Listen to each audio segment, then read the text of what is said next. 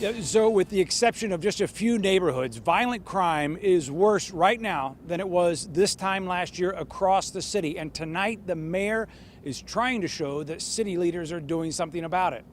Violence in the city is out of control. A concern too common across D.C. We have a friend of ours that was just robbed at gunpoint. My kids don't even come outside. We're considering selling and moving out because it's getting worse. Violent and property crimes are up, and the city is on pace for the most murders in more than 20 years. I feel like this community is being failed. What I want to be crystal clear to the community is that we're going to do everything that we can to make our community safer. And in an attempt to prove it, Thursday, Mayor Muriel Bowser said police have taken 48 violent offenders off the streets just this week, in cooperation with the courts and several federal agencies. All of those arrested, police say, were out on supervised release with either gun charges or a violent past, and had failed to comply with the conditions of their release. If you are in one of these release statuses, you have to be compliant.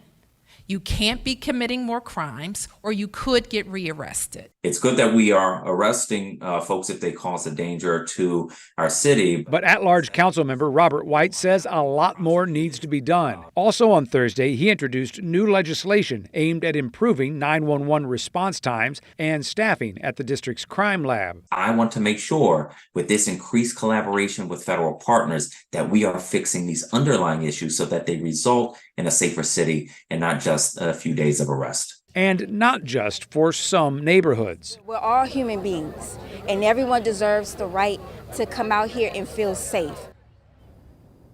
Another concern of the council members is that of about 70% of the cases that were charged last year, about 70% were never fully prosecuted. Today, the U.S. Attorney says those numbers are improving. He hopes to say more about that soon. As for these 48 arrests they made, Zoe, the mayor says it'll be up to a judge to determine if they are held behind bars waiting trial or released again.